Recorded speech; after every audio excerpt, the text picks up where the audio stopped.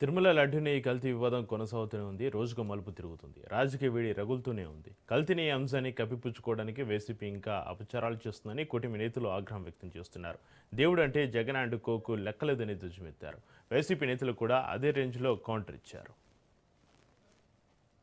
Chairman గా చేసినటువంటి అతని వ్యక్తే అక్కడ కల్తీ జరిగింది అంగీకరిస్తే కల్తీ లేదని చెప్పి మన నాయకుడు జగన్మోహన్ రెడ్డి మాట్లాడతారు. అసలు కల్తీ కాదు, అది కృత్రిమ నెయ్యి, కెమికల్స్ తో చేయడం కృత్రిమ నెయ్యి. అది నెయ్యే లేదు.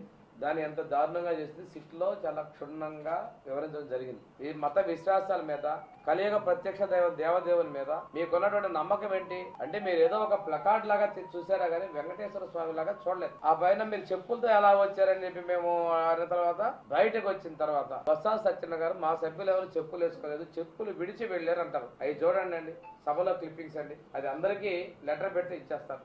దేవుడి ద్వారా రాజకీయాలు చేస్తామంటే మీరు పతనం అయిపోతారు. మీరు చేసిన దానికి అనుభవిస్తారు. తప్పనిసరిగా ఇంతకన్నా ఎక్కువ మీరు చూడబోతున్నారు. కల్తీనయ్య విషయాన్ని కప్పిపుచ్చుకోవడానికి వెంకటేశ్వర స్వామి పట్ల మీరు అపచారాలు చేస్తున్నారు. జోళ్లు వేసుకుని శాసన మండలి వేదికగా అవమానపరచడం, ఇది హిందువులకు మనోభావాలకి అంటే లెక్కలేని విధానం, లెక్కలేనటువంటి విషయం చెప్పి సందర్భంగా తెలియజేస్తున్నాం. ఇదే కాదు, వీళ్ళు అనేక విధాలుగా టీటీడీకి సంబంధించి తిరుమల తిరుపతి దేవస్థానానికి సంబంధించినటువంటి ఆ డబ్బులు ఏదో విధంగా వీళ్ళు డైవర్ట్ చేయడానికి అనేక ప్రయత్నాలు చేశారు. ఆ రోజు ఉన్నటువంటి ధార్మిక సంస్థలు కావచ్చు, బీజేపీ పార్టీ పెద్దలు కావచ్చు, జనసేన పార్టీ పెద్దలు కావచ్చు, అలాగే తెలుగుదేశం పార్టీ నాయకులు కావచ్చు, వీళ్ళందరూ కూడా కలిపి ఆ రోజు అడ్డుకున్నారు. లేకపోతే వెంకటేశ్వర స్వామికి సంబంధించినటువంటి అనేక వేల కోట్లు వీళ్ళు డైవర్ట్ చేసి ఉండేవారు. అయినప్పటికీ కూడా ఇంతమంది ఆ డబ్బులు కాపాడడానికి ప్రయత్నం చేస్తున్నప్పటికీ కూడా వీళ్ళు చిత్తూరు మున్సిపాలిటీ పేరున అనేక డబ్బులు వీళ్ళు దారి ఇచ్చారు.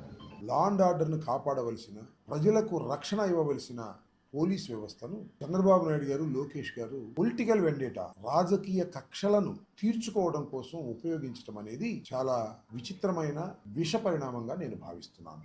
దానికి 31వ తారీఖున నా మీద జరిగిన దాడి, ఆ తరువాత నన్ను అరెస్ట్ చేసి 18 రోజుల పాటు రిమాండ్లో ఉంచినటువంటి సంఘటనలు బట్టి రాష్ట్రంలో ఉన్న ప్రజానీకానికి అందరికీ అర్థమై ఉంటుందని నేను భావిస్తున్నాను. నా ఇంటి మీద, నా ఆఫీస్ మీద రెండు ఎదురుగానే ఉంటాయి. వాటి మీద దాడి చేశారు. దాడి అంటే ఏదో అలా వచ్చి దాడి చేసి పారిపోలేదు. 5 గంటల నుంచి 12 గంటల వరకు దాడి కార్యక్రమం జరుగుతూనే ఉంది. పోలీసులు లేరా అంటే, ఈ దాడి కన్నా ముందే పోలీసులు వచ్చారు. అప్పటి నుంచి 12 గంటల వరకు కూడా పోలీసులు ప్రేక్షక పాత్ర వహిస్తున్నారు. ఆ తర్వాత జగన్మోహన్ రెడ్డి గారు నాకు ఫోన్ చేసి అధైర్యపడవద్దని చెప్పి, మళ్ళా మా లీడర్స్ అందరికీ ఫోన్లు చేసి పోలీసులు వెళ్ళి కలుసుకోండి ఇమీడియట్ గా అని చెప్తే, లోకల్ గా ఉన్న లీడర్స్ అంటే మా జిల్లాలో ఉన్న లీడర్స్ అందరికీ ఫోన్లు చేశారు. డీజీపీకి